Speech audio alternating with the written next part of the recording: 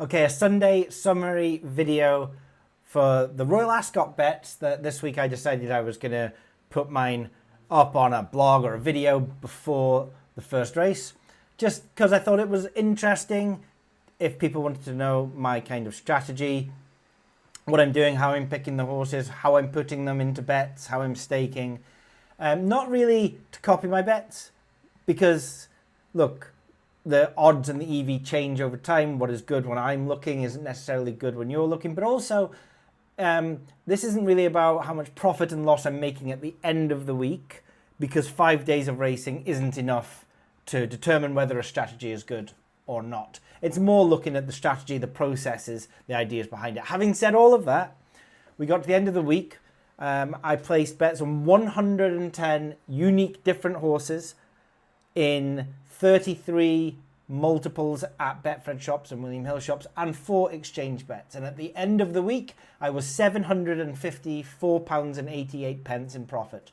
That was a losing day on Tuesday, a break-even day on Wednesday, a losing day on Thursday, slight win on Friday, and then a really good day yesterday on Saturday. So those are my stakes. I'm placing, £3 unit stake each way lucky 15s. You could be betting higher, you could be betting lower.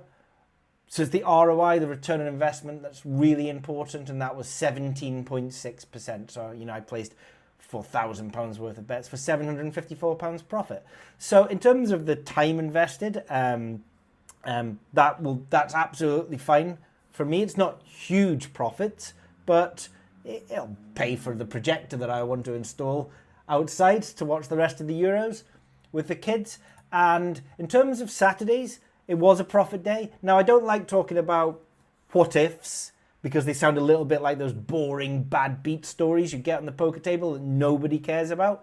So I do want to talk about 3 what if bad beats for the purpose of just understanding the variance and the volatility of how close we were to more. Now, of course, to even be in the position of being close to big profits, we probably had to be lucky to get there. It's like having that 10-leg accumulator and then thinking, well, I'm always one team away. Of course you are. It's so much more likely to be one team away than it is to get all 10 on the nose.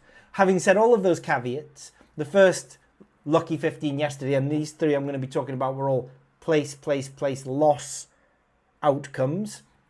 The first place, a short odds one, or a shorter odds one, 11 to 1, 5 to 1, 14 to 1 all come in. So approval in the 540 at Royal Ascot, 43% chance. An additional £600 profit, essentially doubling my profits over the week.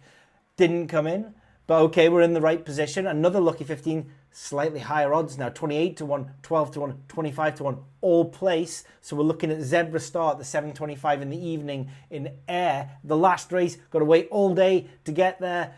An 18% chance of an additional £4,400 profit in that lucky 15 if it can finish place.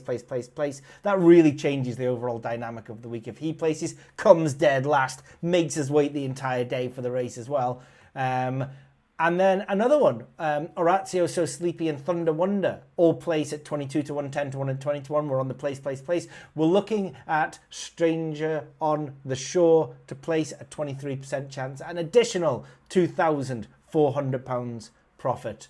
Didn't come in. There was even a place, loss that I found quite interesting, because the place was at 33 to 1 and 25 to 1. So already, just with those 2 places, we are £90 in profit on a £3 lucky 15.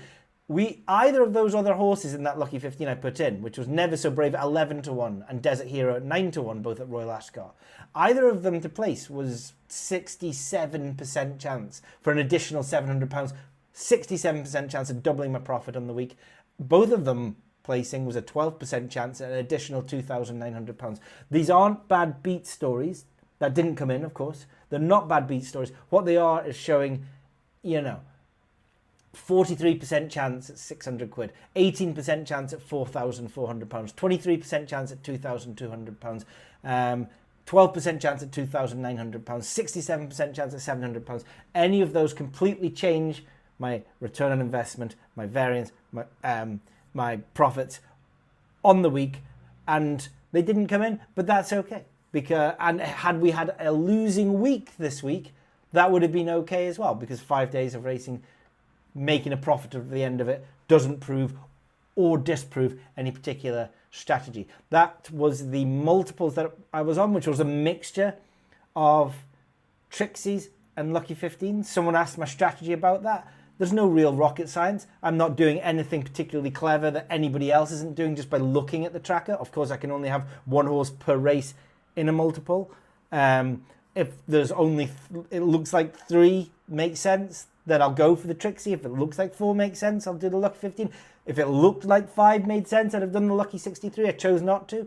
I doubled up on a few higher EV horses, trying to maximize the value for them. And it was good to see horses like Brian place at 25 to 1 when I was on more than one time on different slips with Brian. I could have tripled up. I could have quadrupled up. That would have been fine on the higher EV horses. I could have chosen just to bet one horse per multiple and not double up at all. But that's my personal risk profile. I like doing that. I chose to limit the number of very high odds horses, just 100 to 1 horse on any particular multiple, throw them in with some lower odds multiples and some medium range, 20 to 1 to 50 to 1 range horses as well. So mixing up those odd ranges, but on all of them I'm unit loss staking. So I'm £3 Lucky 15 regardless if they're very high odds or very low odds. That's my personal preference.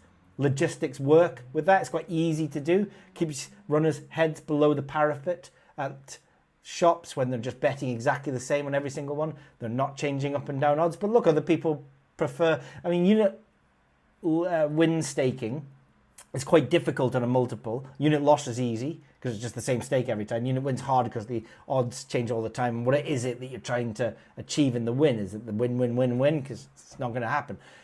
Kelly staking has always been proven to be the maximizer of return on investment. It's the best return on investment if you look at all analytics of bet histories. Changing your stakes and betting higher when there's higher perceived value is always a more profitable strategy. I choose not to do it on multiples, mainly for logistical reasons and for, just keeping a low profile on exactly what we're doing. Because I think 10 on this, 20 on this, £15.62 on this can make you stand out a little bit. There were some exchange bets as well.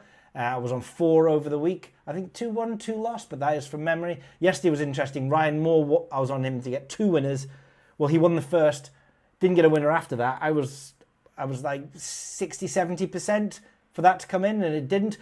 But I was on Tom Marcon to have 1 winner, and his 11 to 1 shot did come in. And I was only 20% to win that. So you win 1, you lose 1. That swings and roundabouts. It was a small profit on the Saturday on the exchanges. So if you found that interesting, let me know how you got on at Royal Ascot. Tom at bookiebashing.net, or if you've got any questions, particularly around my strategies. But that just shows you it was 5 days of betting, 5 to 10 minutes a day of thought process, maybe even less, of how to select these horses, which horses, how to put them into Lucky 15s. Returned 18% ROI. For me, on my stakes, that's £754 profit. You could have easily have doubled that if you're doing your £6 Lucky 15s, halved it if you're doing your £1.50 Lucky 15s. I could have easily have ended in a loss, but it did end up in an okay profit, and there was lots of what ifs and maybes where it could have been really, really good profits. The nature of the game. We'll move forward. I'll probably carry this forward into not next week, but the next time there's some interesting racing on, and we will continue this series of putting some bets up at lunchtime that are not meant to be copied, but just maybe the strategy and the process is of interest to you. I'm now going to move forward to the football. The Euros, 2 really interesting games tonight, which is going to be Scotland versus Hungary and Germany versus Switzerland. I need to start looking at the market, seeing where the value is for those games. One interesting stat I did see is Scotland might, with a 0-0 tonight, qualify for the knockout stages without having their own player be the last player to put the ball in the net, which would be quite some achievement and very typical Scotland. Good luck to the boys north of the border.